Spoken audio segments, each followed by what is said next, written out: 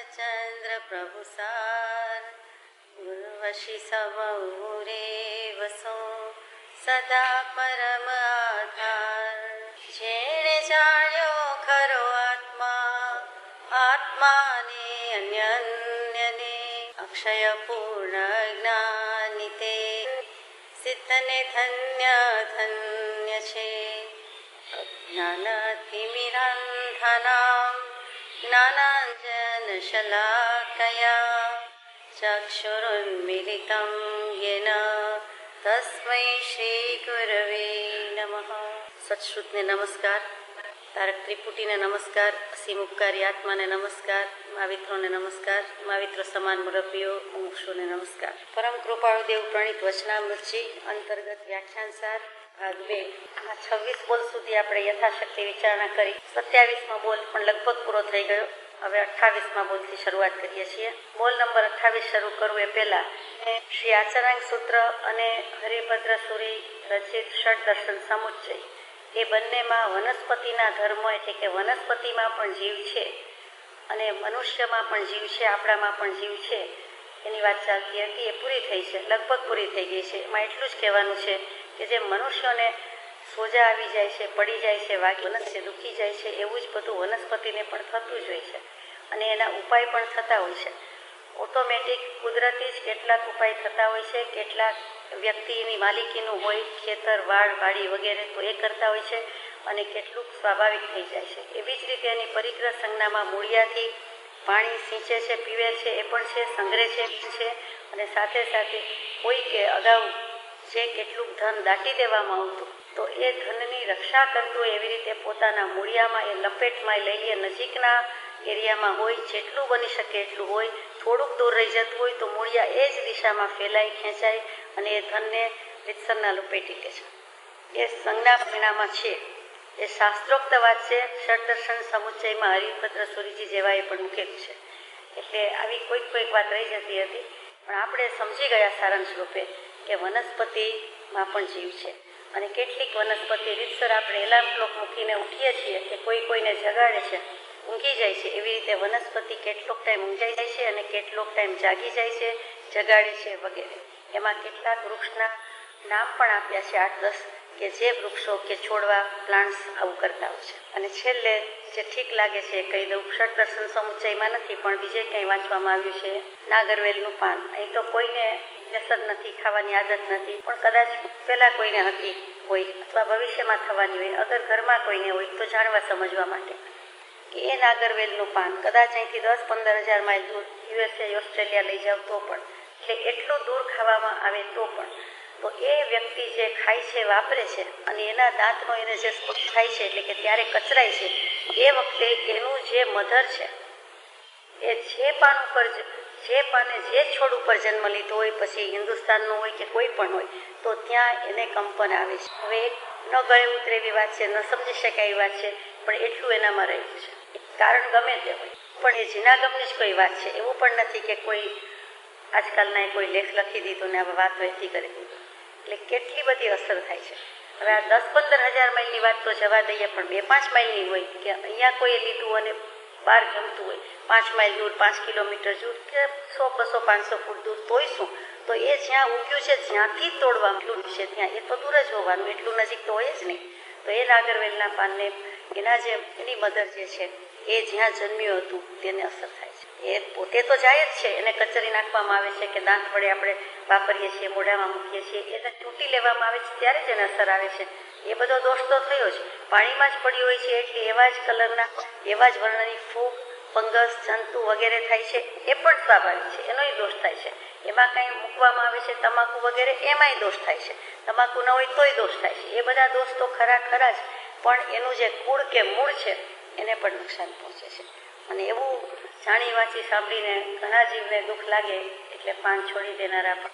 નાગરવેલનું પાન જ્યાં ઉગ્યું કે જન્મ્યું હોય તે પછી 5000 માઇલ, 5 માઇલ કે 15000 માઇલ દૂર વાપરવામાં આવે તો પણ નજીક તો અસર થાય જ, પણ એટલે દૂર પણ એ જે છોડ ઉપર કે જ્યાં ઉગ્યું હતું તે છોડને કે તે પાન જ્યાંથી લીધું હતું એ બધી વનસ્પતિને એટલે કે એનું મધર એ જ્યાં જન્મ્યું ત્યાં એને પણ અસર થાય છે। વિચારવા જેવી વાત છે। ચાલો હવે બોલ નંબર 28 મોરબી શ્રાવણ સુદ ત્રીજ રવિ વિક્રમ સંવત 1956 આ લગ્નાંસાર જે વંચાઈ રહ્યું છે લગભગ પૂરું થવામાં છે. આજે પૂરું કરી દેવાના ભાવ છે યથાશક્તિ. અને એ મોરબીમાં 108 વર્ષ પહેલા ઉપદેશ અપાયો છે તેનો સાર છે. પહેલું છે સાધુ સામાન્યપણે ગૃહવાસ ત્યાગી મૂળ ગુણના ધારક તે. યતિ એટલે ધ્યાનમાં સ્થિર થઈ શ્રેણી માણનાર. મુનિ એટલે જેને અવધિ હવે ફાવે ન ફાવે તો શાંતિથી પુસ્તક મૂકી દેવા વિનંતી અને વચ્ચે વિક્ષેપ ન થાય જરા ખ્યાલ રાખવા વિનંતી. યતિ એટલે ધ્યાનમાં સ્થિર થઈ શ્રેણી માણનાર. મુનિ એટલે જેને અવધિ મનઃપર્યો જ્ઞાન હોય તથા કેવળ જ્ઞાન હોય તે. ઋષિ એટલે બહુવૃત્તિધારી હોય તે.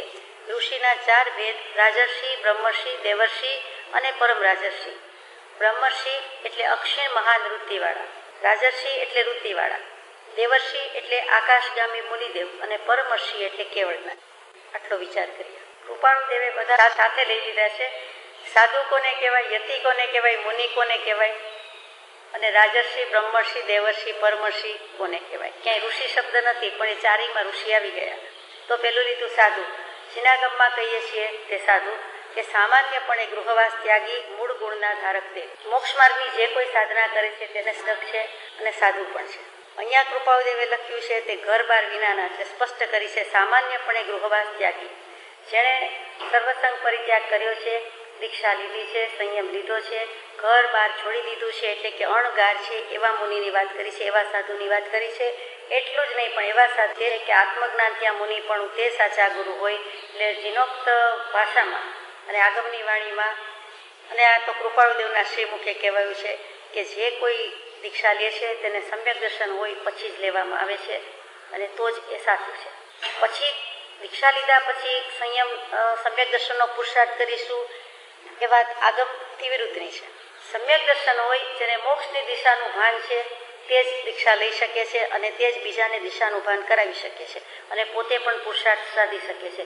વૈરાગ્ય આવી જાય એટલે પછી ઘરબાર છોડીને સર્વસંગ પરિત્યાગ કરીને સમ્યક દર્શનનો પુરુષાર્થ કરીશું તો એ ગલત છે.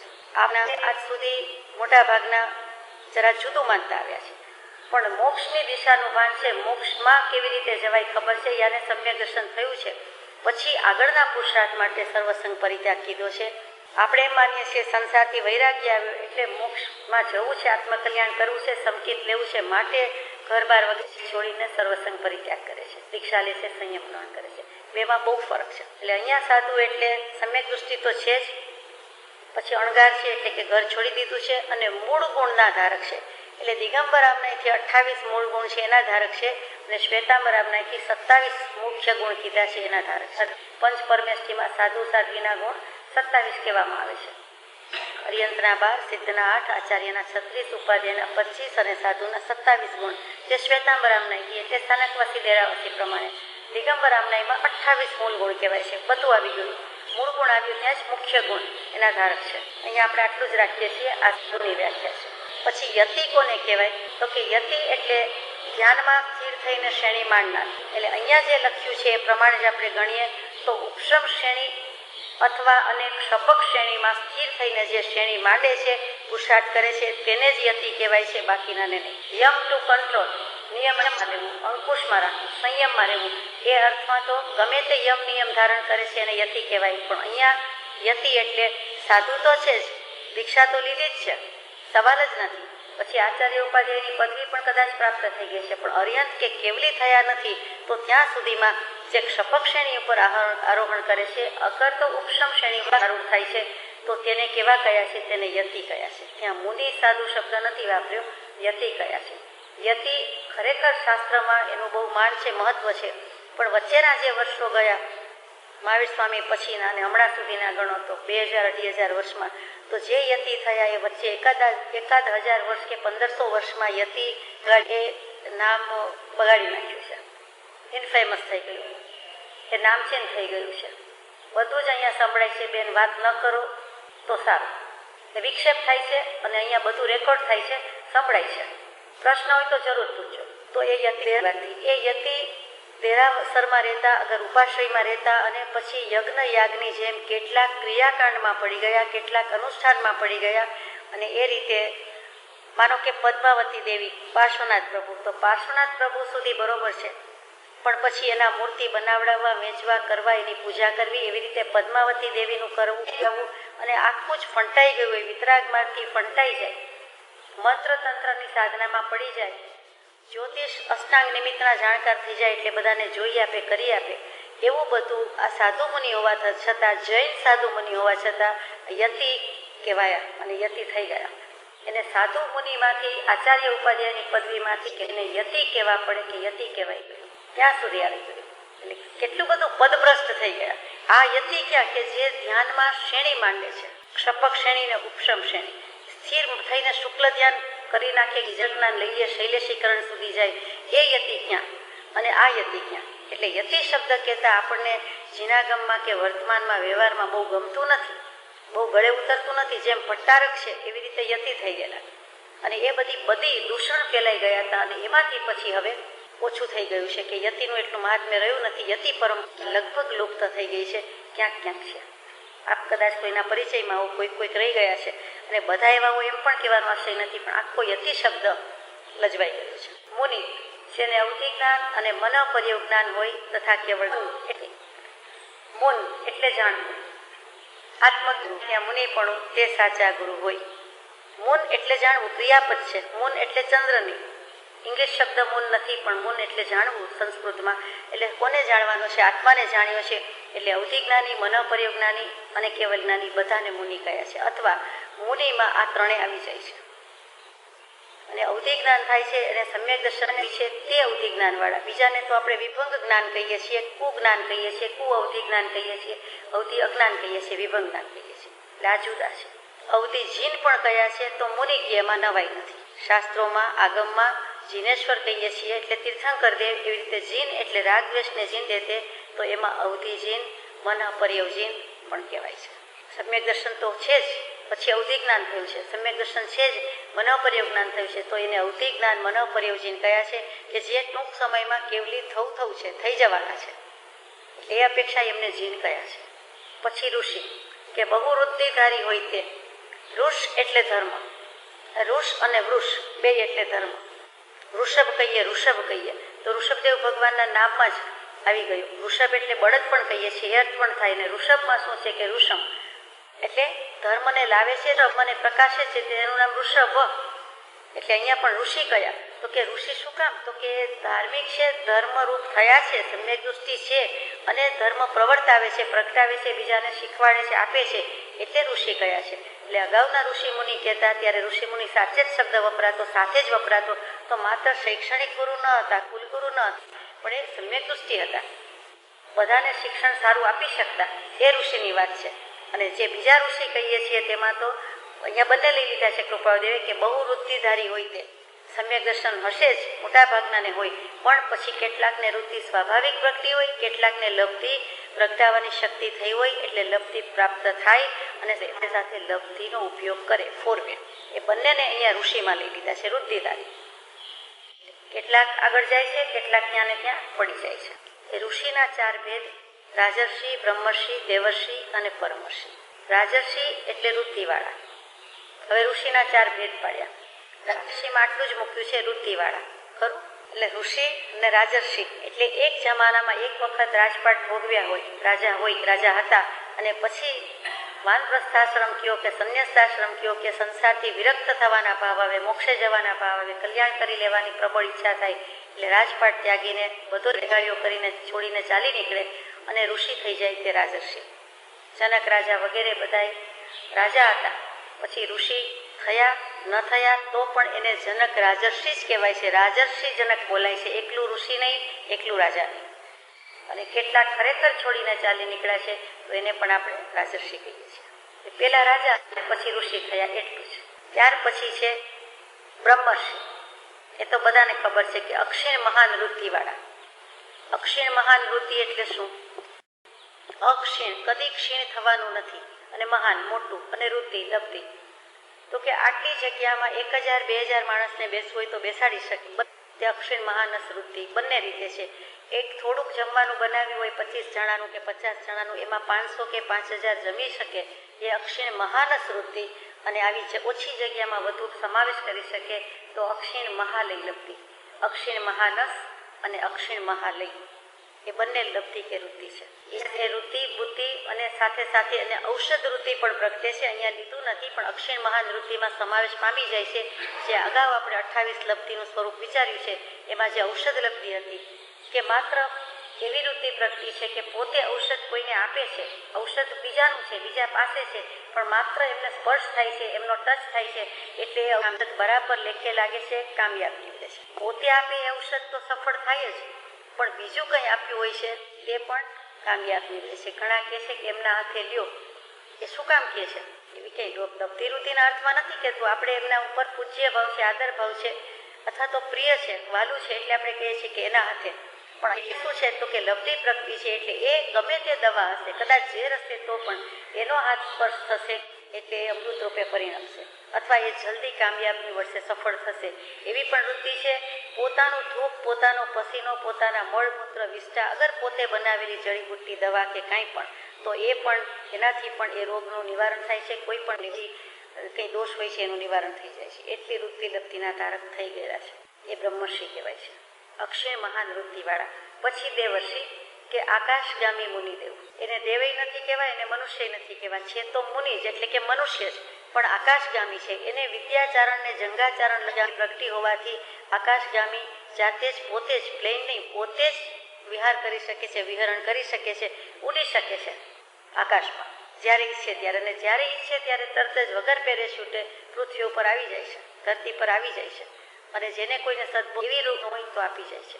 એવી લબ્ધિ વૃત્તિ પ્રગટી છે તે કોણ છે તો કે દેવર્ષિ, આકાશગામી મુનિદેવ. ઘણા દેવર્ષિ નામ પાડે, પૂછવું પડે કે આપને આકાશગામી વિદ્યા સાધ્ય થઈ છે, સિદ્ધ થઈ છે? નામ પાડે એટલે કેવા ભેદ પાડ્યા છે કે દેવો જેવું લાગે કે જાણે દેવો પ્લેનમાં ઉડે છે જાતે એવી રીતે, પણ દેવો સિવાય પણ કેટલાક વિદ્યાધર મનુષ્યો છે એ પણ એવી જ રીતે પ્લેનમાં જતા આવતા હોય છે તો મનુષ્યમાં જ. કોઈને સવાલ થતો હોય છે કે વિદ્યાધર દેવ કહેવાય કે મનુષ્ય, તો વિદ્યાધર મનુષ્યનો જ એક પ્રકાર છે અને એમાં પણ આવી વૃત્તિ પ્રાપ્ત થઈ હોય છે.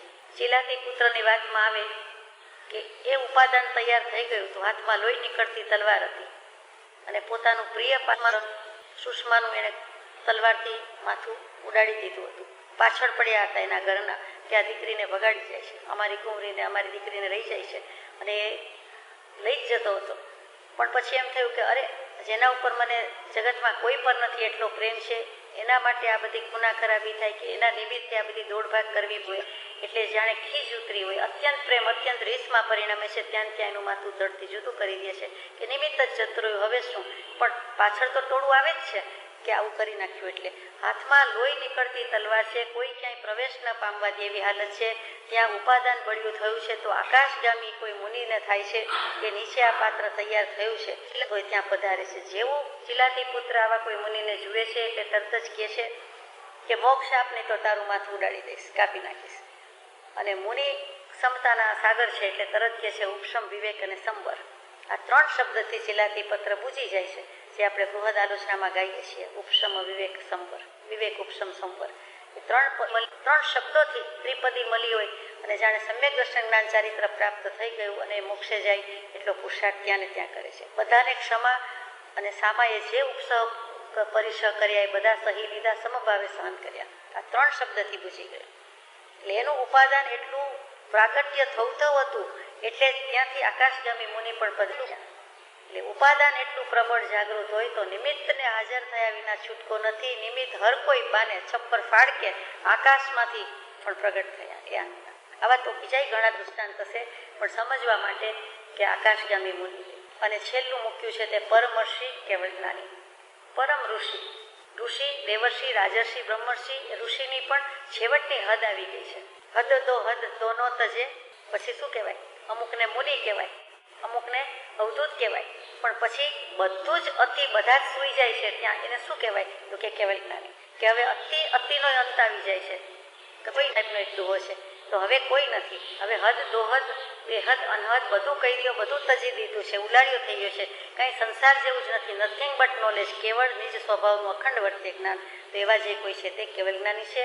એકમાત્ર આત્માને સેવન કર્યા કરે છે, એકમાત્ર આત્માનું જ જ્ઞાન છે અને આત્મા થઈને સંપૂર્ણપણે શુદ્ધાત્મા થઈને બેઠા છે તે પરમહર્ષિ કેવળ જ્ઞાની એટલે કે પરમ ઋષિ. કાર્તિકેય અનુપ્રેક્ષામાં આ ક્રમથી મૂકેલું છે.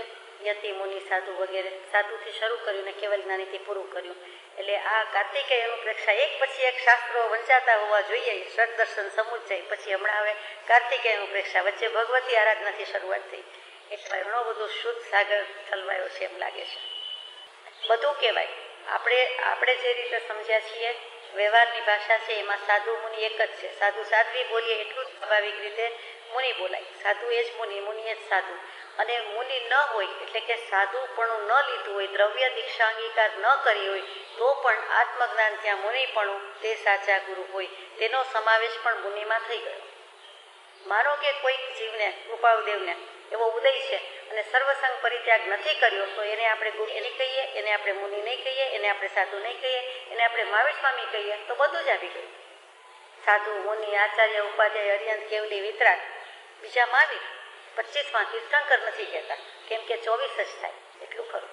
એટલે સાધુ મુનિ એમ કહેવાય. અહીંયા જે તફાવત પાડ્યો એ શું કહ્યું કે સાધુ એટલે આપણે જેને સાધુ કહીએ તે, અને મુનિ એટલે સાધુથી આગળની દશા કહી જેને અવધિ જ્ઞાન પણ પ્રાપ્ત છે, મનોપર્ય જ્ઞાન પણ પ્રાપ્ત છે અને કેવલ જ્ઞાન પણ છે.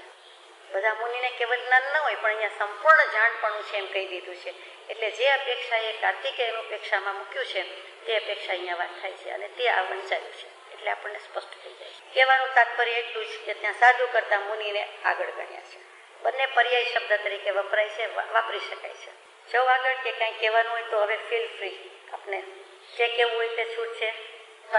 પૂછવાનું હોય તો એ વાંધો નથી, કહેવાનું હોય તો એ વાંધો નથી. કંઈ ભૂલ હોય તો સુધારવાની છૂટ છે. પ્લીઝ. બોલ નંબર 29. મોરબી, શ્રાવણ સુદ 10, સોમ, વિક્રમ સંવત 1956, તારીખ 6/8/1900. બરાબર 108 વર્ષ થઈ ગયા. એક જ બોલ છે. અભવ્ય જીવ એટલે જે જીવ ઉત્કૃષ્ટ રસે પરિણમે અને તેથી કર્મો બાંધ્યા કરે અને તેને લીધે તેનો મોક્ષ ન થાય. ભવ્ય એટલે જે જીવનું વીર્ય શાંત રસે પરિણમે અને તેથી નવો કર્મબંધ ન થતા મોક્ષ થાય. જે જીવનો વળાંક ઉત્કટ રસે પરિણમવાનો હેતુ હોય તેનું વીર્ય તે પ્રમાણે પરિણમે. તેથી જ્ઞાનીના જ્ઞાનમાં અભવ્ય લાગ્યા. આત્માની પરમ શાંત દશા એ મોક્ષ અને ઉત્કટ દશા એ અમોક્ષ. જ્ઞાનીએ દ્રવ્યના સ્વભાવની અપેક્ષાએ ભવ્ય અભવ્ય કયા છે. જીવનું વીર્ય ઉત્કટ રસે પરિણમતા સિદ્ધ પર્યાય પામી શકે નહીં એમ જ્ઞાનીએ કહેલું છે. ભજના એટલે અંશે હોય વા ન હોય. વંચક એટલે મન વચન કાયાએ છેતરનાર. અભવ્ય અને ભવ્ય ની વાત મૂકી છે. થોડી અગાઉ આવી ગઈ છે એટલે ટૂંકમાં લઈએ કે અભવ્ય કોને કહીએ કે અહીંયા મૂક્યું છે જે જીવ ઉત્કટ રસે પરિણમે અને તેથી કર્મો બાંધ્યા કરે અને તેને લીધે તેનો મોક્ષ થાય. એમાં જવાબ આવી ગયો. હવે ઉત્કટ તો આપણે બહુ સમ્યક પ્રકારે વાપરીએ છીએ. આપણે વ્યવહારમાં ઉત્કટ શબ્દ બોલીએ ત્યારે ઉત્કંઠા કહીએ, ઉત્કટ ઈચ્છા કહીએ, ઉત્કટ જિજ્ઞાસા કહીએ. એટલે ઉત્કટ બહુ સારા અર્થમાં વપરાય છે. અહીંયા અભવ્ય જીવ માટે ઉત્કટ સારા અર્થમાં વપરાયું નથી. અહીંયા ઉત્કટ એટલે ઉગ્ર, પ્રબળ, તીવ્ર બધા અર્થ તો થાય છે. તે સાથે વિષમ, મદમાતો એવા બધા પરિણામ કરે છે અને તેને કારણે કર્મ બાંધ્યા જ કરે છે, ઉમેરાતા જ જાય છે. સરવાળા ગુણાકાર થાય છે પણ બાદબાકી કે ભાગાકાર થવાનું આવતું જ નથી. એટલે એને કોઈ દિવસ મોક્ષ થતો નથી. જ્ઞાનના આવરણ તો છે જ. સર્વ જીવ છે સિદ્ધ સમ, જે તે થાય. એટલે અભવ્યને પણ એમાં લઈ લીધા છે કે એનામાં પણ સિદ્ધ સમાન કીધા છે. જ્ઞાની ભગવાન, કેવલી ભગવાન તો એને સિદ્ધ સમાન જ જુએ છે. એનામાં કોઈ ફેર જોતા નથી. પણ તરત જ લખી દીધું છે કોઈ નહીં દુભાઈ નહીં, કોઈ અપેક્ષા બાકાત ન રહે, જે સમજે તે થાય. એ અભવ્ય જીવ સમજી શકતો નથી, સ્વભાવ સમજી શકતો નથી, સ્વરૂપ સન્મુખ થઈ શકતો નથી. એટલે મોક્ષ લઈ શકતો નથી. હંમેશા કર્મ બાંધ્યા કરે છે. વિષમ, સમ પરિણતિ આવતી જ નથી, વિષમ પરિણતિ જ રહે છે. ઉત્કટનો અર્થ કરીએ છીએ વિષમ. એવી જ રીતે મત કે મદમાં તો કે ઉન્મત્ત છે. એટલે મદમાં ચકચુર, અભિમાનમાં ચકચુર, પ્રમાદ એટલો સેવે છે. બધી જ રીતે જુઓ તો એના કારણે કોઈ દિવસ સારા સરખા થતા જ નથી. એટલે એને અનુકૂળ સામગ્રી મળતી નથી અથવા તો એનો જોગ પ્રમાણે વાપરી શકતો નથી. મોટે ભાગે તો એને મળતી જ નથી અને મળે છે તો ગુમાવી દે છે. એટલે એનો ઉપયોગ સંજોગ કરી શકતો નથી. એટલે અભવ્ય જે ઉત્કટ રસે પરિણમી જાય. કેટલીક વાર આપ કહેતા હશો, વડીલો ખાસ કહે અને બહુ સાચી વાત છે, બીજા પણ કહે. એકબીજાને મુમુક્ષુ દોષ ન કહે તો કોણ કહેશે? કહેવા જ જોઈએ કે ઉગ્ર પરિણામ નહીં કરો, તીવ્ર ભાવ નહીં રાખો, ગુસ્સા માટે તો કહેવાય જ, ક્રોધમાં માયેલા મોટે તો કહેવાય જ કે ક્રોધ નહીં કરો, માન નહીં કરો, આટલું બધું માન સારું નહીં, આટલો ક્રોધ સારો નહીં, આટલી માયા સારી નહીં, આટલો લોભ સારો નહીં, એ તો છે જ. પણ સાથે સાથે બીજી કોઈ પણ પરિણતિ હોય તો એ વખતે કોઈ કહે કે આટલો તીવ્ર ભાવ રાખવો સારો નહીં. તીવ્ર શબ્દ ત્યાં વાપરે છે કે કોઈના પ્રત્યે આટલો તીવ્ર રાગ રાખવા જેવું નથી, કોઈના પ્રત્યે કે કોઈ પણ વસ્તુ પ્રત્યે આટલો તીવ્ર દ્વેષ શોભે નહીં, અથવા તો ક્યાંય પણ તીવ્ર પરિણામ કે આક્રોશપૂર્વકના, એટલે ગુસ્સો જેમ નથી કેવું, પણ બોલવા જેવું જ નથી, એમની સાથે બોલવું જ નથી, બહુ સામાન્ય વાત હોય, નહીં જેવી વાત હોય, નજીવી હોય, તેમ છતાં જે તીવ્ર પરિણામ કરી દઈએ, એક્સ્ટ્રીમ ઉપર જતા રહે કે હવે કોઈ દિવસ બોલવું નહીં, કોઈ દિવસ એમને ઘેર જવું નહીં, અથવા એમને બોલાવવું નહીં, કે એમની સાથે કોઈ પનારો સંબંધ રાખવો નહીં, એ સામાન્ય વાત છે. એક સામાન્ય વાતમાંથી આવો ભાવ તો પણ એક મુમુક્ષુ બીજા મુમુક્ષુને કે વડીલ તો ટપારી શકે ને ટપારે ટકોરે તો સારી જ વાત છે કે આવા તીવ્ર ભાવ રાખવા યોગ્ય નથી. સમ્યક દર્શન ન થવા દે, થયું હોય તો વમાવી દે, એવા આ બધા ભાવ છે, એવા આ પરિણામ છે. તો અભવ્ય જીવને તો સમ્યક દર્શન તો થવાનું જ નથી, મોક્ષે જવાનું જ નથી. શું કામ? તો કે આવા ને આવા તીવ્ર ઉત્કટ મતમાતા પરિણામ કર્યા જ કરે છે. જીવ એ જીવ જ છે, જીવ જેવો જીવ છે, પણ એની જાતિ સ્વભાવ જ અભવ્યની થઈ ગઈ. ન જાણે કેવું પુણ્ય કયો કે પાપ કયો કે કર્મ કયો કે નસીબ કયો, પહેલેથી જ મૂળથી જ અભવ્ય જ બહાર પડે છે. એટલે એને કોઈ દિવસ આત્મસન્મુખ થવાની વાત આવતી નથી. નવ પૂર્વ ભણી જાય તો પણ અભવ્ય જ હોઈ શકે.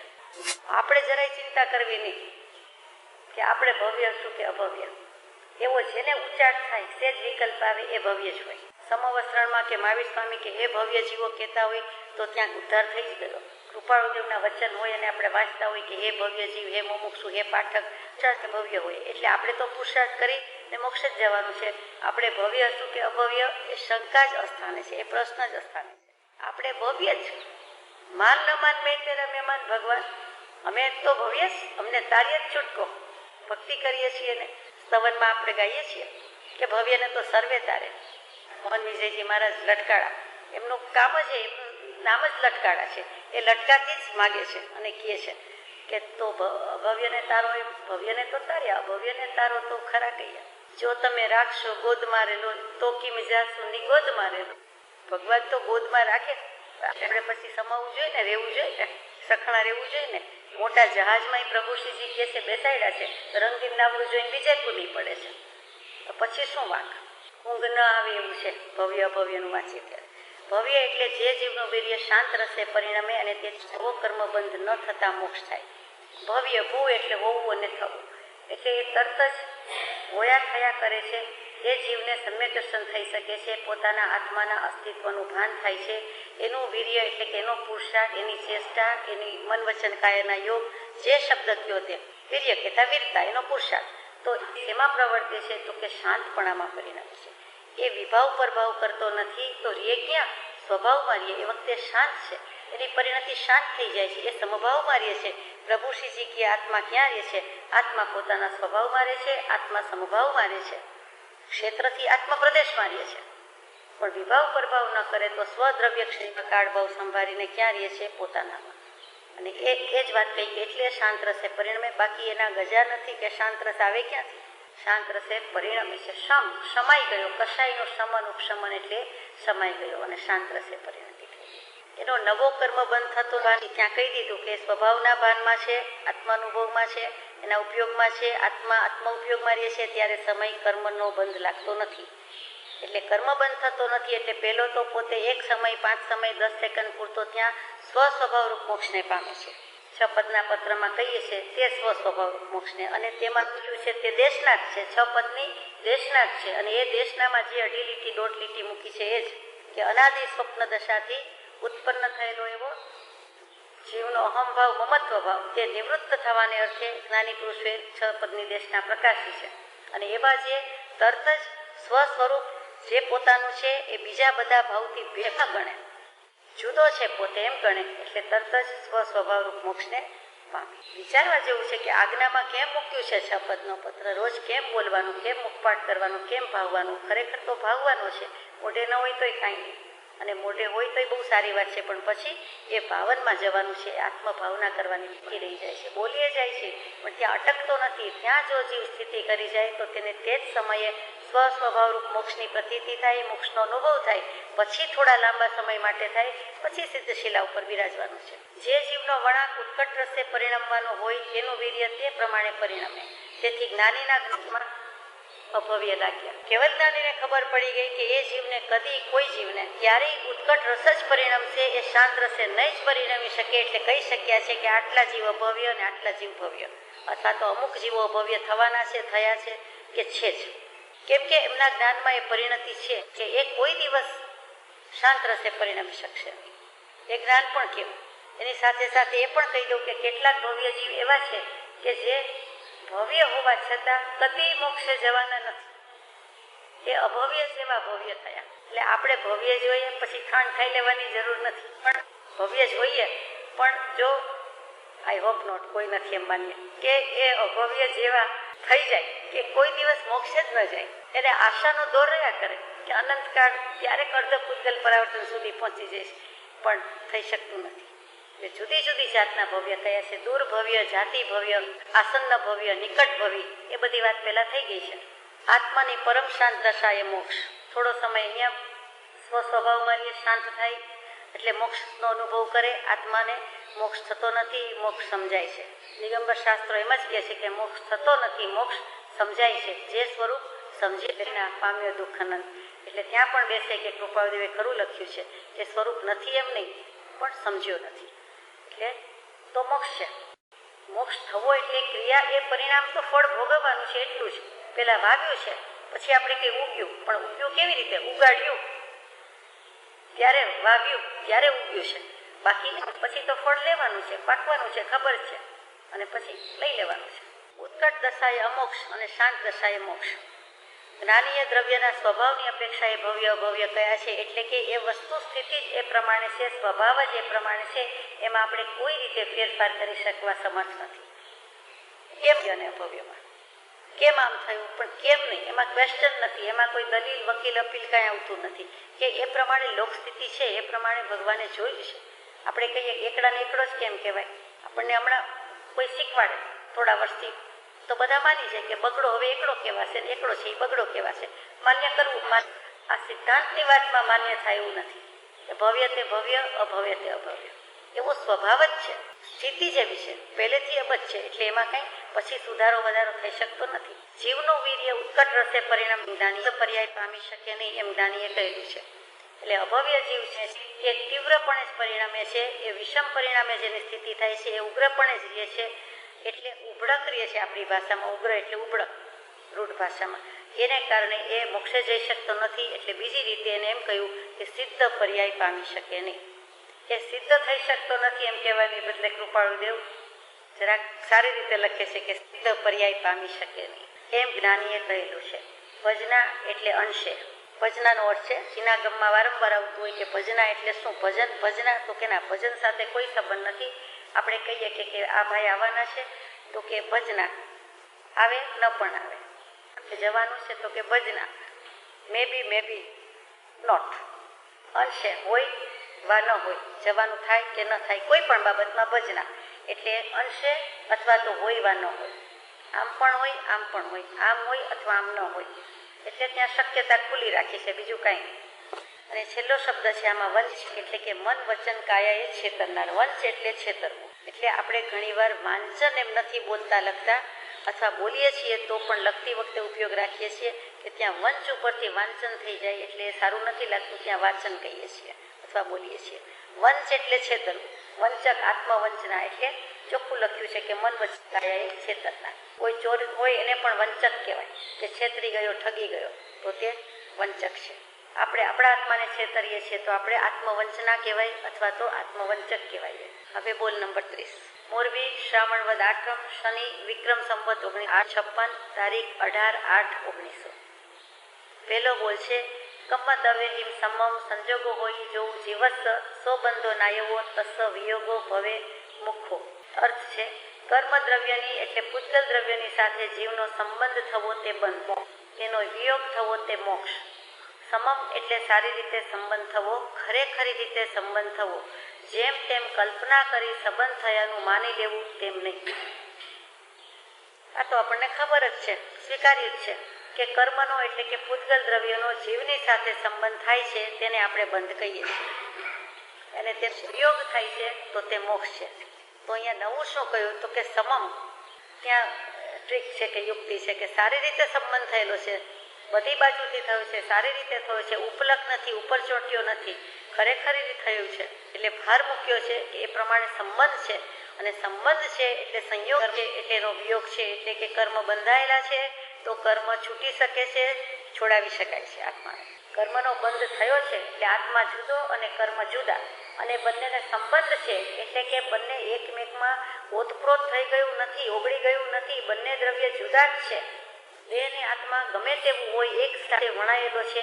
દેહની સાથે રહેલા કપડાં, વસ્ત્ર એ પણ માપ પ્રમાણે પહેર્યા હોવાથી એ જુદા નથી એમ લાગે છે, પણ એ સ્વીકારી લીધું છે, આપણો અનુભવ છે કે વસ્તુ જુદી જ છે. દેહ જુદો, વસ્ત્ર જુદા. એવી જ રીતે દેહ જુદો ને આત્મા જુદા. જાણે કે આત્માને ઓઢવાનું વસ્ત્ર દેહ અને દેહને પહેરવાનું વસ્ત્ર એ કપડાં કહીએ છીએ તેમ.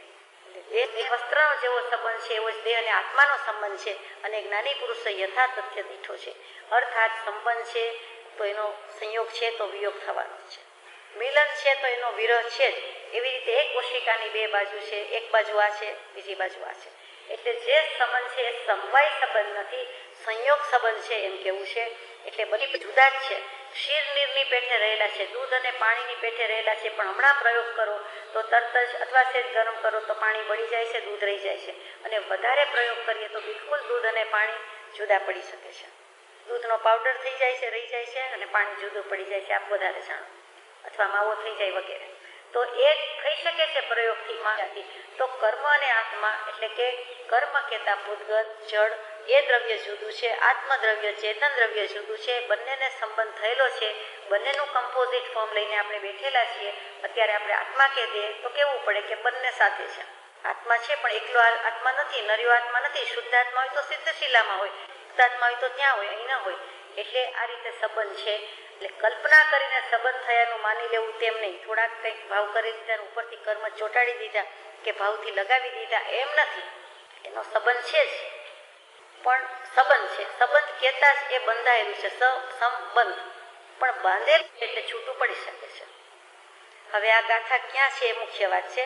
તો કે શ્રી આચારાંગ સૂત્રના 7મા અધ્યયનમાં છે અને આખા આચારાંગ સૂત્રમાં 7મું અધ્યયન જ વિચ્છેદ ગયું છે. જેટલા અધ્યયન છે, જેટલા ઉદ્દેશ છે બધા મળે છે અને કૃપાળુ દેવે આ ગાથા ન જાણે કેમ આચારાંગ સૂત્રના 7મા અધ્યયનની મૂકી. આપણને ક્યાં મળે? ન મળે. વિચ્છેદ ગઈ છે તો કેવી રીતે? તો કે કોઈ પણ ગ્રંથ લખાયો, શાસ્ત્ર લખાયું, પછી એના ઉપર આપ જાણો છો કે ભાષ્ય, ટીકા, ચૂર્ણી, નિર્યુક્તિ વગેરે લખાય. એના ઉપર ભાષ્ય લખાય, ટીચન લખાય, એના ઉપર ટીકા લખાય. ટીકા એટલે આપણે જે ટીકા ટિપ્પણ કરીએ છીએ એમ નહીં, પેલું ટીકા ટિપ્પણ જ છે, પણ સવિસ્તર સમજાવવામાં આવે છે અને એમાં દલીલને, પૂર્વ પક્ષને, ઉત્તર પક્ષને, ખંડન મંડનની રીતે અને સમર્થન, પોષણ ને બધું મળતું હોય છે. એટલે વિસ્તારથી સમજાવવામાં આવે છે, દૃષ્ટાંત આપવામાં આવે વગેરે.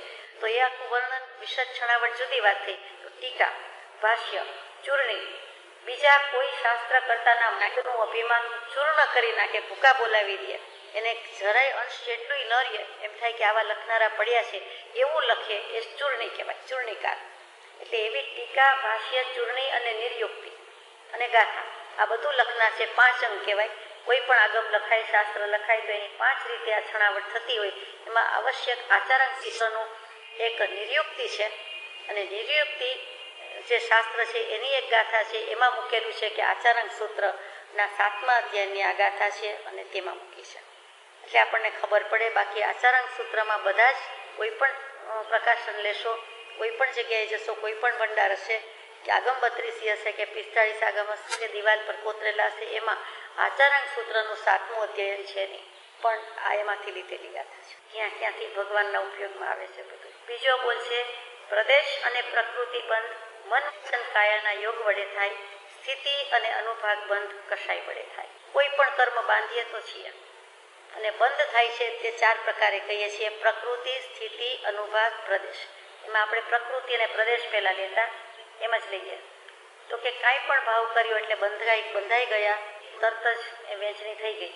તો પ્રકૃતિ એટલે એનું સ્વરૂપ કે સ્વભાવ કહીએ, બંધારણ ઘડાઈ ગયું કે કંઈક એવો ભાવ કર્યો તો જ્ઞાનાવરણમાં ગયું, કંઈક એવો ભાવ કર્યો તો દર્શનાવરણીય, કંઈક એવું થયું તો વેદનીય, કંઈક એવું થયું તો મોહનીય. એ બધું શાસ્ત્રોમાં મૂકેલું જ છે કે જ્ઞાનાવરણીય કર્મ કેમ બંધાય, દર્શનાવરણીય કેમ બંધાય, ઉપલબ્ધ તો બધું મૂકેલું છે. પણ એ તો બધું બતાવ્યા છે, વાંચવા જેવા છે, વિચારવા જેવા છે કે આ પ્રમાણે આપણે બંધાઈ જઈએ છીએ. એક પુસ્તક લેતા મૂકતા ઉપયોગ ન રહીએ તો પણ આપણે બંધાઈ જઈએ છીએ. કોઈકને પાનું ફેરવવામાં જરાક થૂક વડે સ્પર્શ થઈ જાય કે એવી રીતે કરવામાં આવે તો ખોટા સારું કરવા જતાં, સારું વાંચન સાંભળવા જતાં કે સારો ભાવ કરવા જતાં, ભક્તિ કરવા જતાં આપણને દોષ લાગી જાય છે. આ જ્ઞાનાવરણીય કર્મ. તો આવી રીતે જે થાય છે એનું સ્વરૂપ જે થઈ જાય છે, બંધાઈ જાય છે તો એ પ્રકૃતિ. આયુષ્ય બંધાઈ જાય છે તો એ આયુષ્ય ખાતે ગયું. એટલે એની પ્રકૃતિમાં આપણે ભાંગામાં ગયા કે જ્ઞાનાવરણીય, દર્શનાવરણીય, વેદનીય, મોહનીય, આયુષ્ય, નામ, ગોત્ર અને અંતરાય એ પ્રકૃતિ બંધ થયો. એ કેવી રીતે થાય તો કે મન, વચન, કાયાના યોગ વડે થાય. પુસ્તક લેવું મૂકવું એ મનથી નથી થયું પણ આપણા હાથથી થાય છે વગેરે. એ બધી ક્રિયા એ પ્રમાણે થાય છે. કેટલીક મન, વચન, કાયાના યોગ સિવાય પણ થાય છે.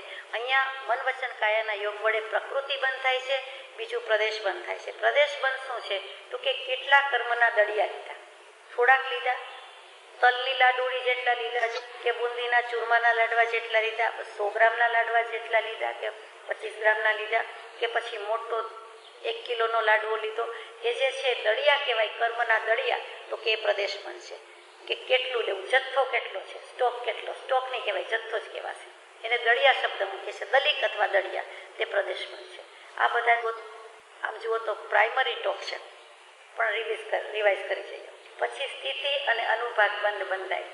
એ કેવી રીતે બંધાય? કશાય વડે થાય. આ તો સ્વાભાવિક થઈ ગયું.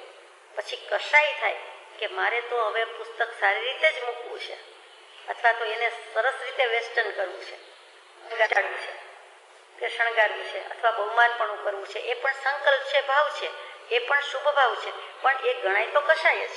કશાયના 2 ભાગ, શુભ અને અશુભ. એટલે એ પણ કશાય ભાવમાં આવ્યો તો એ વખતે આપણને લાગતો નથી, પણ છે એમાં. તો એ ભાંગામાં જાય તો એ વખતે આપણને કયો ભાગ લાગે છે? સ્થિતિ ભાગ અને અનુભાગ બનતો અનુભાગ બંધાવ્યો. કોઈકનો રસ મંદ છે કે સામાન્યપણે સાચવીશું તો વાંધો નથી, કોઈકને એમ થાય છે કે હું વિશેષપણે સારામાં સારી રીતે સાચવું તો એનો થોડો વધારે રસ છે. આ તો એક સમજવા માટે છે. આ સિવાયના બીજા ઘણા આપણા રોજબરોજના અનુભવ છે. તો એ વખતે રસ છે, ઇન્ટેન્સિટી છે, જે તીવ્રતા, ઘનતા, મંદતા છે એ પ્રમાણે બંધાય છે. એનું નામ અનુભાગ છે. વિપાક બંધ, અનુભાગ બંધ, રસ બંધ, અનુભવ બંધ. હજુ એકાદ શબ્દ છે. આ 5 શબ્દ રસબંધના પર્યાય શબ્દ છે. અને સ્થિતિ ભાગ એટલે આજે ને આજે ઉદયમાં નહીં આવે, આ ભાવમાં નહીં આવે તો ઘણા બધા કાળ પછી ઉદયમાં ક્યારે આવશે, એટલે ત્યાં સુધી આપણી પાસે સ્ટોક મારીએ છીએ, એને સ્થિતિ બંધ કહેવાય. કે આટલા વખત પછી ઉદયમાં આવશે અને આટલો વખત આ કર્મ ભોગવવાનું છે. માનો કે આયુષ્યનો બંધ થયો તો આવતા ભવની જ વાત, પણ હજુ જીવી રહ્યા છીએ તો આટલા વર્ષ પછી પડેલો કે આટલી મિનિટ પછી પડેલો આયુષ્યનો બંધ આટલા વખતે ઉદયમાં આવશે. એટલે નેક્સ્ટ લાઈફ એક જ ભવનું હોય છે. અને પછી ત્યાં 72 વર્ષનું છે, 2 વર્ષનું છે, 12 વર્ષનું છે વગેરે. તો એ સ્થિતિ બંધ કહેવાય. કે કેટલો કાળ આપણી સાથે સ્થિરતા કરશે, એ સ્થિતિ બંધ છે. તો સમજાય તેવી વાત છે. કેટલાક કર્મો 5-25 હજાર વર્ષે ઉદયમાં આવવાના હોય, એટલે વચ્ચેનો જે કાળ છે, માનો કે 40 કરોડ સાગરોપમ કેવું હોય, અને વચ્ચેનો કાળ કહીએ એટલા 100, એટલે કે 40 થયા, ખસો તો 4000 થયા, ખરું કે 40,000 થયા. એ પ્રમાણે 70,000 હોય તો ત્યાં 7,000 આવે, એટલા 100 એમ ગણવાનું. એક પીરિયડને આપણે અબાધા કાળ કહીએ છીએ કે અબાધા કાળ. હવે બાધા નહીં પહોંચાડે, કર્મ બાંધી દીધું પણ હજી તો વાર છે ને ઉદયમાં આવવાને, તો એ ત્યાં સુધી બાધા ક્યાં પહોંચાડે છે? એટલે ઘણા લેરમાં હોય કે કાંઈ વાંધો નહીં, હજી ક્યાં ઉદયમાં આવ્યું છે. અને કોઈ એવું થાય કે અરે બાંધી દીધું તો હવે હું કેમ આવે? હવે એ ગમે ત્યારે ઉદયમાં આવવાનું, ભલે 200, 500, 5,000, 7,000 વર્ષની વાત હોય તોય શું, ત્યાં સુધીના ભવે જાણે થવાના જેમ થઈ ગયું ને, એટલે એને ઊંઘ આવતી નથી, એ જાગી જાય છે. અથવા તો સફાળો જાગે છે, બેબાકડો બને છે કે હવે તો કંઈક કરીએ જ છૂટકો છે, તારા દુઃખનો નથી પાર જીવડા, જોને જાગીને. આજે આપણે ગાતા હતા આત્મસિદ્ધિજીમાં, એવું લાગી જાય છે. ટૂંકમાં એ સ્થિતિ અને અનુભાગ બનશે એ કશાય વડે થાય છે. કેટલો વખત એ કશાય ભાવ નક્કી કરે છે. અનુભાગ તો નક્કી કરે જ, રસ બનતો, પણ કેટલો વખત એનો ટાઈમ સ્પાન એ સ્થિતિબંધ કહેવાય અને એ કશાય નક્કી કરે છે. એટલે જેવા ભાવ. ત્રીજો બોલ છે વિપાક એટલે અનુભાગ વડે ફળ પરિપક્વ થાય છે તે. સર્વ કર્મનું મૂળ અનુભાગ છે. તેમાં જેવો રસ તીવ્ર તીવ્રતર મંદ મંદતર પડ્યો તેવો ઉદયમાં આવે છે. તેમાં ફેરફાર કે ભૂલ થતી નથી. કુલડીમાં પૈસા રૂપિયા સોનામોર આદિને દૃષ્ટાંત.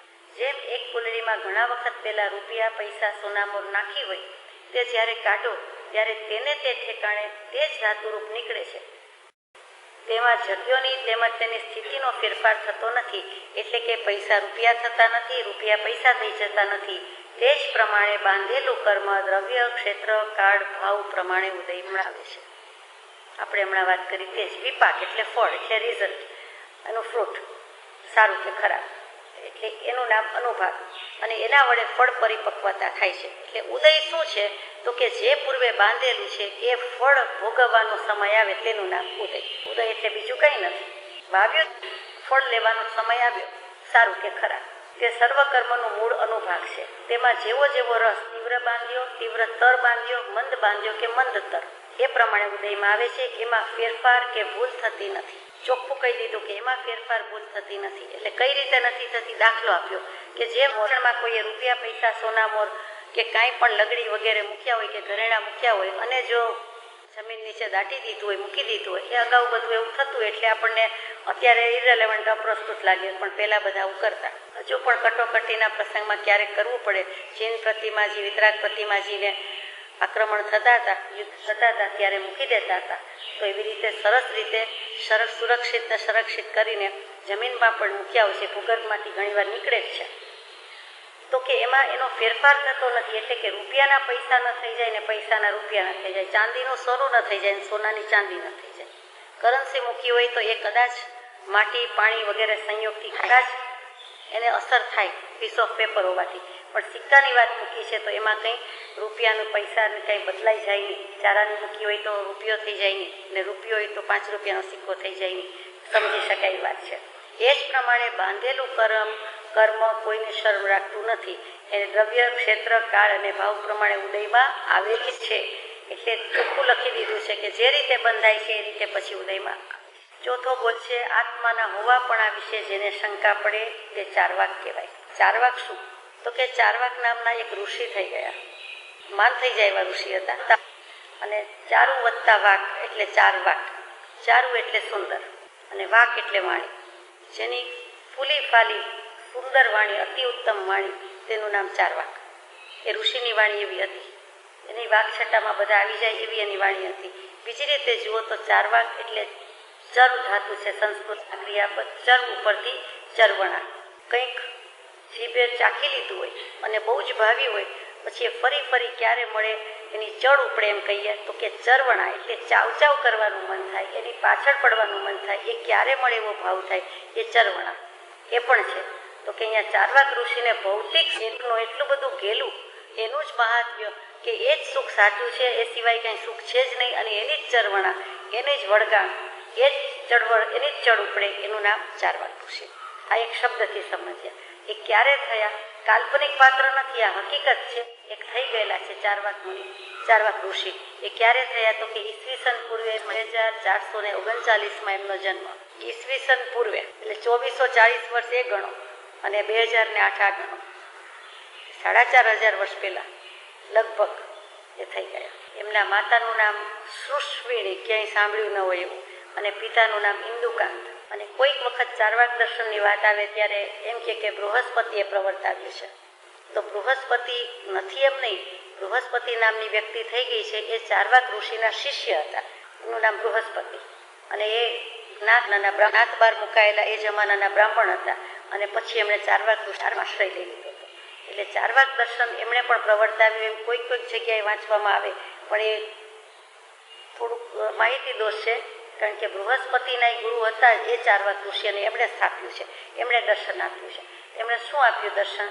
બીજો એક શબ્દ કહી દઉં કે નિરીશ્વરવાદી પણ કહેવાય છે. કે ઈશ્વરના અસ્તિત્વમાં માનતા નથી, પાપ કર્મમાં માનતી નથી, પુણ્યમાં માનતા નથી, સ્વર્ગ નરકમાં માનતા નથી, મોક્ષમાં માનતા નથી. એટલે નાસ્તિક નંબર 1, એટલે નિરીશ્વરવાદી કહેવાય સારી ભાષામાં.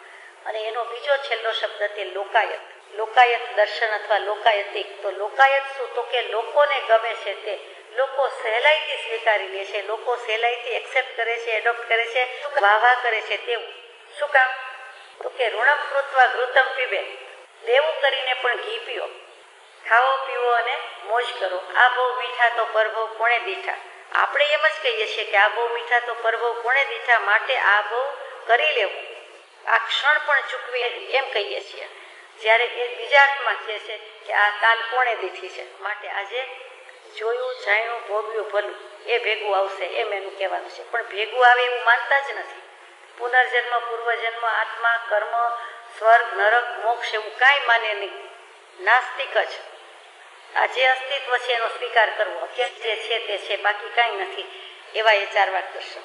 આત્માની શંકા કરે આત્મા પોતે આપ, શંકા ન કરનાર તે અચરજ એહમાપ, એ ચારવાક દર્શન. એને આત્માના અસ્તિત્વની જ શંકા છે, માનતા જ નથી એવું કંઈ. પંચ મહાભૂતમાંથી જાણે કે દેહ જન્મ્યો છે અને પછી પૂરું થઈ જાય છે. આ એક જ જીવન જાણે, બાકી કંઈ જ નહીં. હવે ચારવાક જેવા ચારવાક મહાન ઋષિને આવું કહેવું પડ્યું અને આવી ફિલોસોફી મૂકી, એટલે એ સમયે કંઈક એવું હોવું જોઈએ કે જેથી કરીને આવી વિચારધારા પ્રગટી હોય. પણ એમાં આપણે જતા નથી, નહીતર આવી વિચારધારા કેમ આવે? એ ચારવાક ઋષિને જીવ તો જલાવી દેવામાં આવ્યો હતો. આવી માન્યતાનું સમર્થન જોઈએ તેવું બધાને ગમ્યું નહીં. લોકોએ કર્યું, પણ તો એ બીજા એવા પાક્યા થયા કે આ તો ખોટા પ્રચાર કરે છે, અવળા પ્રચાર કરે છે, અને આ તો ફાલી ફૂલીને વિસ્તરી ગયું છે અને એની વાણીનો આટલો પ્રભાવ છે, પછી એને જીવતો સળગાવી દીધેલો. ભારતની ભૂમિમાં જીવતા જલાવી દેવામાં ભાગ્યે જ કોઈક આવે, એમાં ચારવાક ઋષિ આવે છે. વોરવા આવે અને એમાં વિષ ભક્ષણ કરાવી દે, લાડવામાં વોરવા આવ્યા હોય અને ઝેર મૂકી દે, એવું જૈન મુનિઓમાં ઘણું થયું છે. એમને વોરાવા જાય એવું બને નહીં, પણ ક્યારેક કંઈક બન્યું હોય, સ્થિર વાસો હોય ને એમાં ભેળવી દે એવું બન્યું છે. પણ જીવતા કોઈને સળગાવી દે, જલાવી દે એવું તો આ ચારવાક દર્શન. અને એ ચારવાક દર્શન જે કંઈ કહે છે, મોટો ગ્રંથ છે, એ અત્યારે હેમચંદ્રાચાર્ય વાળું પાટણનો જ્ઞાન ભંડાર, એમાં એક જ જગ્યાએ ગ્રંથ છે, એટલે અસ્તિત્વમાં રહ્યું છે. આટલા વર્ષ પહેલા થઈ ગયા છે, પણ એમનો ગ્રંથ, એમની જે ધારા હતી, એમની વિચારધારા હતી, એ સંગ્રહેલી પડે છે. મોટું વોલ્યુમ છે અને એનું છે તત્વોપપ્લવ સિંહ. તત્વ ઉપપ્લવ સિંહ એટલે તત્વોપપ્લવ સિંહ, અને પાટણના જ્ઞાન ભંડારમાં છે. આપણને તો અહીંયા આટલું જ અભિપ્રેત છે કે આત્માના હોવાપણા વિશે જેને શંકા પડે તે ચારવાક કહેવાય. આજે પણ જેને આત્માનું અસ્તિત્વ માન્ય નથી તે બધાને કૃપાળુદેવે ચારવાક કહી દીધા, કે માને જ નહીં. નાસ્તિક આત્માનું અસ્તિત્વ ન માને એટલું જ નહીં, પણ સ્વર્ગ નરક પાપ પુણ્ય મોક્ષ ધર્મ કાંઈ માને નહીં. અને એવા તો જગતમાં ઘણા જીવો છે, ભારતમાંય ઘણા છે, જગતમાંય ઘણા છે, એક ગામ ઘણા હોય. એટલે બધાને કૃપાળુદેવે અહીંયા ચારવાક. ત્યાર પછીનો બોલ છે 5મો બોલ. 13મે ગુણસ્થાનકે તીર્થંકર આદિને એક સમયનો બંધ હોય. મુખ્યત્વે કરી વખતે 11મે ગુણસ્થાનકે અકશાયીને પણ એક સમયનો બંધ હોઈ શકે. 13મે ગુણસ્થાનકે તીર્થંકર ભગવંતને એક સમયનો બંધ હોય. તીર્થંકર પણ આવી ગયા, 13મે ગુણસ્થાનકે વત્તા કોઈ પણ કેવલી પણ આવી ગયા. જે વાત આપણે ચર્ચાઈ ગઈ છે, પણ ફરીથી ટૂંકમાં, કે પહેલે સમયે બાંધે, બીજે સમયે વેદે અને ત્રીજે સમયે નિર્જરે. એટલે શું બાંધ્યું, શું વેદ્યું, શું ભોગવ્યું. આપણને એમ થાય કે આપણને એવું હોય તો સારું, શિક્ષાતા વેદનીય હોય તો પછી જાજુ ભોગવવું નહીં, પણ બાંધીએ નહીં ને જો એવો ભાવ કરીએ તો. પણ તો કેવળ જ્ઞાન લેવું જોઈએ. કેવળ જ્ઞાન કરવા માટે સમ્યક દર્શન લેવું જોઈએ, એને તો જન્મ મરણ ટળે, તો આ બધી ઝંઝટ ઉપાધિ જતી રહે. અને એ સમજવા માટે, એ કરવા માટે તો આપણે અનંતકાળથી નથી કર્યું, જે હવે પુરુષાર્થ કરીએ છીએ. મુખ્યત્વે કરી 11મે ગુણસ્થાનકે અકશાયીને પણ એક સમયનો બંધ હોઈ શકે. એટલે 11મું ગુણસ્થાનક અહીંયા લઈ લીધું. અગાઉ જ્યારે વાંચ્યું તે ઇમ્પ્લાઇડ સેન્સમાં હતું. અહીંયા ચોખ્ખું ચણક કહી દીધું કે 11મે 12મે 13મે ત્રણેય ગુણસ્થાનક વર્તી જીવને એક સમયે બાંધે, વેદે, નિર્જરે. અર્થાત એને જે બંધ થાય છે તેની સ્થિતિ કોઈ પૂછે તો શાસ્ત્રોક્ત ભાષામાં 2 સમય કહેવા પડે, કે 2 સમયનો સ્થિતિ બંધ કરે છે. અહીંયા ભલે આપણે એમ લખ્યું હોય કે એક સમયનો બંધ હોઈ શકે, એમાં આગલો પાછલો હોય છે, કાં તો આગલો નથી લેતા, કાં તો પાછલો નથી લેતા. એક લઈએ છીએ એટલે 2 સમય થઈ જાય છે, એટલે એટલું અકશ સ્થિતિ બંધ કહેવાય. હવે અકશાય શું છે તો કે 11મું ગુણસ્થાનક એટલે ઉપશાંત કશાય, 12મું એટલે ક્ષીણમો અને 13મું એટલે સહયોગી કેવલી. તો કે 11મે જ આપણે છદ્મસ્ત વિતરાગ કહેવા પડે છે. મોહ ભાવ ક્ષય હોય જ્યાં અથવા હોય પ્રશાંત, તે કહીએ જ્ઞાની દશા. ભાગ્ય કહીએ પ્રાંત એ આવી ગયું. ત્યાં પ્રશાંત કહ્યું, ઉપશાંત કહ્યું.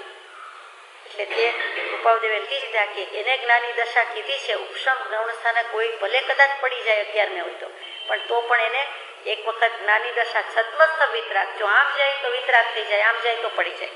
પહાડ ઉપર ચડતા હોય ને છેલ્લી ટૂંક ને છેલ્લું પગથિયું હોય તો કે હમણાં એવરેસ્ટ અથવા તો સમેત શિખરજી પહોંચી ગયા માનો, અને જો પહોંચી ગયા તો પહોંચી ગયા અને નહીં તો સીધા નીચે ગબડી ગયા.